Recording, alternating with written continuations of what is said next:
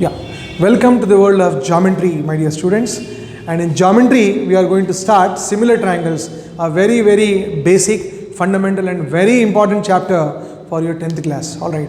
Now, when the name itself is suggesting you similar triangles, right? Need not be similarity, need not be only restricted to triangles.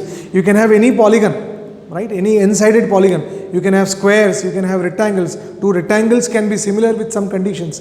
All squares are always similar. So we'll try to understand what is the concept of similarity. So I can say two polygons with equal sides. That is very important. I cannot compare a triangle with a square. So I must say equal number of sides.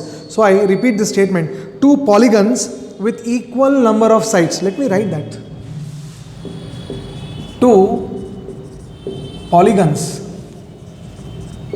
with equal number of sides are said to be similar, if first their corresponding angles are equal, and second condition, their corresponding sides are proportional. Two aspects. One is you are dealing with angles. The second aspect you are dealing with sides. Angles will be equal, sides will be proportional. And the most important is same number of sides. Two figures when you are comparing, they should have same number of sides. So the definition of similarity is this: the two polygons with equal number of sides are said to be similar if their corresponding angles are equal and the corresponding sides are proportional, right? Sometimes the students get misunderstand congruency with similarity. Please try to understand the logic here. Let me draw two things here. This is one sphere and here I write congruent and here I write similar. Now this is a logical diagram. If I take two figures and if I say two figures are congruent, if two figures are congruent, then they are also similar. If two figures are congruent, then they are also similar. Compulsory they will be similar if they are congruent. But if two figures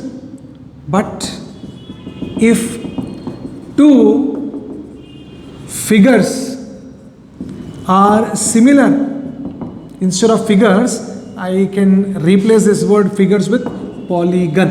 Okay, to be more precise, it is polygon. Right. Why polygon? I'll tell you. But if two polygons are similar, then they need not be, not compulsory, then they need not be congruent, right? So, please try to understand, congruency is subset of similarity. Means, if two figures are there, they satisfy the property of similarity, and if they want to satisfy the property of congruency, they must accept some additional condition. They must accept some additional condition, and that additional condition, let me tell you here, corresponding angles are equal and sides instead of proportional. If you say sides are also equal, then the two figures will become congruent. However, we are not dealing with the concept of congruency here. We are dealing with the concept of similarity. So let me restrict my definition over here. I am sure you understood the concept of congruency and similarity. Now let us move further. And to be precise, if I want to give you a note, always you remember that all squares are always similar. All squares are always similar, and all equilateral triangles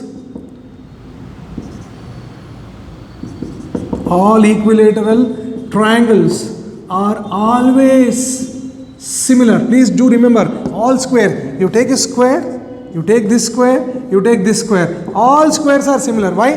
Because corresponding angles, everywhere it is 90 degrees, and this side by this side, and this side by this side, they will be always proportional. It is found to be like that. So all squares are always similar, all equal triangles are always similar. Now these are the two cases of polygons. So if I don't use the word polygon, and if I say only figure, then I will say all circles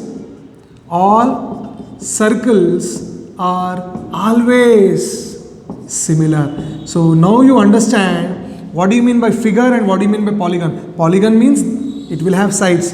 Figure means it can have sides, it cannot have sides also. Circle is a figure with no sides. So you have a circle here, this is similar to this is similar to this. You can draw as many as circles are possible. All circles are always similar. So I am sure you have understood the concept of the similarity concept, and now meanwhile you can pause the video and write this definition so that we can go deeper into our exercise. All right. Well children, you have copied down the concept of similarity. Again I repeat, when two polygons or two triangles, now let us remove the word polygon and write triangles. Two triangles are said to be similar if their corresponding angles are equal and their corresponding sides are proportional.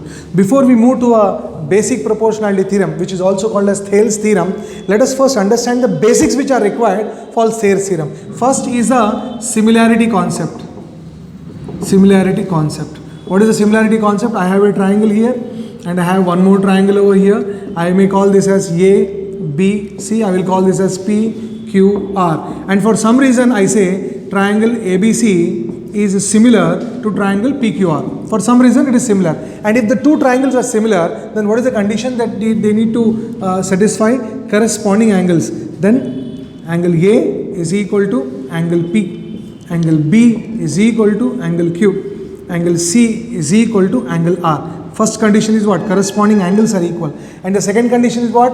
Corresponding sides are proportional. Now that is something which is important. And the second condition is AB by PQ if you do. Now that will be equal to BC by QR, and that will be equal to CA by RP. So this is the meaning of corresponding angles equal and corresponding sides are proportional. Well, this will be required when you do problems. Apart from that, the other concept which you require is in your elementary 9th standard, I believe in 8th standard, maybe you had triangles on the same base. Now this is a triangle you have.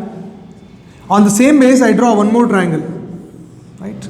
Now this is a vertex. I draw one more triangle. Now the thing here is, I have three triangles. Alright, I have three triangles. One is the bigger one and these two are the remaining. I see the base is same for all the three triangles. But for these two triangles are on the same base, but they are between same parallels. When two triangles, not this one, these two triangles are on the same base and between same parallels, and whenever it happens, these two triangles will have equal area. So this concept is very much required when you are dealing with basic proportionality theorem, a very, very important theorem for our next exercise. I repeat, when triangles are on the same base and between the same parallels, the triangles will have equal area. So if this is triangle ABC and this is triangle PBC, triangle ABC area is equal to triangle PBC's area. So triangles on the same base and between same parallels have equal area. Apart from that, the one more concept which you will be using while doing basic proportionality theorem is, see, you know how to find the area of a triangle. This triangle A, this triangle B, this triangle C, and this is my altitude AAD. So how do you find the area of triangle ABC? Area of triangle ABC is equal to half base. If I take base as BC, for this is base BC, the height is what? AD. For base BC, the height is AD. And if I take base as, if I take the base as AC, the base is AC, then height will be BE. This is height will be BE. I am mentioning this by height. BE. Yes. And if I take the base as AB, if I take the base as AB, then height will be, let me call this as CF. CF. So that is how you find the area of a triangle. And this formula is applicable when the triangle is an acute angle triangle. Now, if the triangle is an obtuse angle triangle, so let me draw an obtuse angle triangle. If the triangle is like this, right? If the triangle is like this, and you have A, you have B, you have C. Now here obtuse angle over here. How do you find the area of this triangle? For this obtuse angle triangle, the height will always lie outside the triangle, right? Height will be, you will extend this base, and I will call this as CD. Here it is half AB into CD, where the altitude or the height of the triangle lies outside. So this is how you will calculate the areas of obtuse angle triangle, right? So I am sure you have copied, you have understood this. You can meanwhile copy this, pause the video, and then come back so that we can go for our basic proportionality theorem, right?